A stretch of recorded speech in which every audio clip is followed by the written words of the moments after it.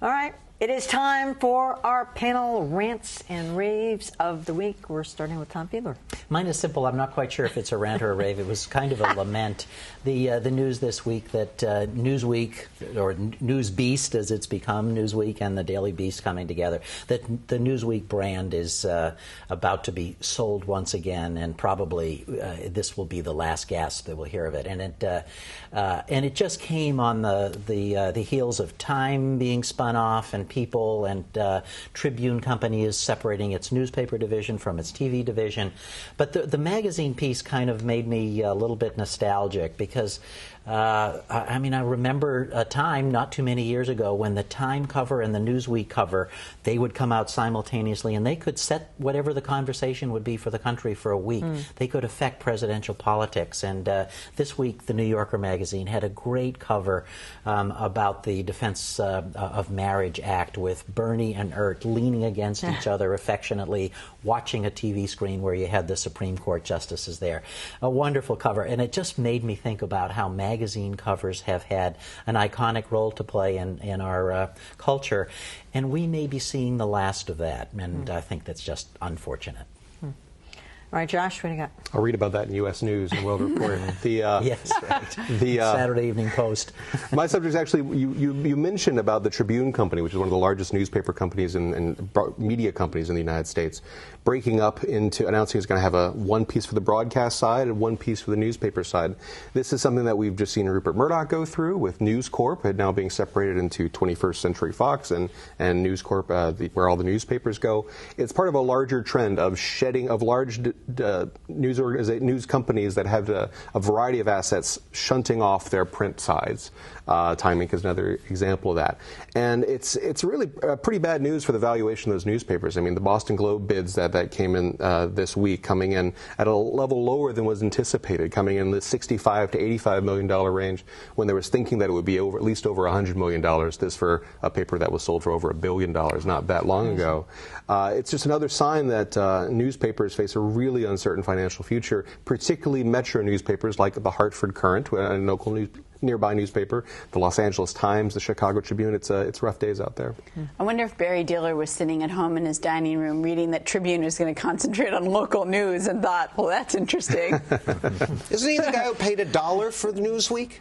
Oh, no, Sidney Harman. Oh, excuse me. Right. What was it sold for this time?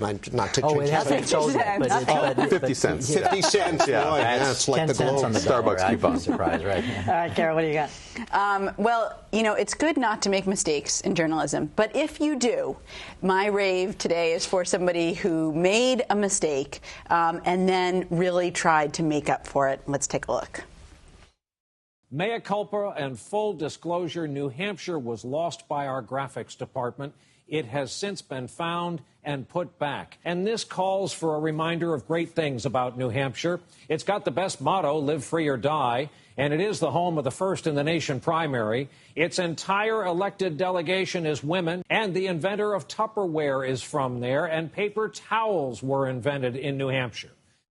Well done. Well, what happened? Yeah, so Brian Williams was reporting earlier this week on that huge conflagration in Quebec, the train derailment. And they showed this map when they were, the Google Earth map, and they were going, zeroing in on Quebec. And they just forgot New Hampshire. In the United States, they just edited it out somehow. And so he had to say he was sorry. Because usually those maps are exact replicas. So how do you edit something else? I don't know. But it was just New York, Vermont. The end. I thought the Russians invented paper towels. I'm sure they claim they did. The Chinese millennia ago, yes. He went on and on with kudos for New Hampshire. That was a great one. Yeah. That was terrific. All right, John. Well, I have a rave this week for a medium I've often maligned here, Twitter, which I've often argued is just an open sewer of pointless snark and sarcasm and stupidity and people taking pictures of their lunch. Well, I have to recant, in the wake of the Twitter's explosion during the showing this past week of Sharknado, a made-for-TV sci-fi channel movie that, if you missed it, I feel sorry for you. Here's a taste of what it was like. We're going to throw bombs into the tornado. It's too dangerous. Too many of them. We're going to need a bigger chopper. Claudia, move! It's time to leave Kansas, mate. First of all, don't you just hate it when sharks start falling out of the skies? What a way to ruin a nice summer weekend. But the beauty, Twitter exploded with more tweets per minute than in connection with any TV news event absent the Super Bowl. And to me, this was a happy moment in our summer, where Twitter helped us all get away from the horror of all these murder trials and all the relentless bad news, and to share a communal chuckle at a piece of high camp. So bravo, Twitter, and bravo to the geniuses behind Sharknado. I missed the whole phenomenon until this morning. I did too. But you stuck with it the whole 2 hours. Every minute. And I'm really looking forward to the sequel suggested by someone on Twitter, Shih Tzu Tsunami. Right. The dog, you know? Yes. Bleep on this. Well, I should have ended with you, but I have a rant, and this time it's for the Boston Herald, and this cover. This is, by the way, before Teresa Heinz Kerry was taken ill, but this is the cover of the Boston Herald.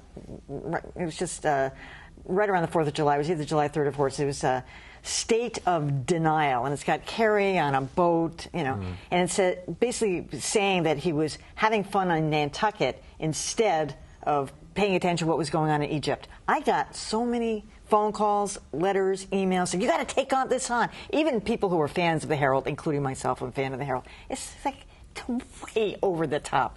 And a guy can't have one day of fun.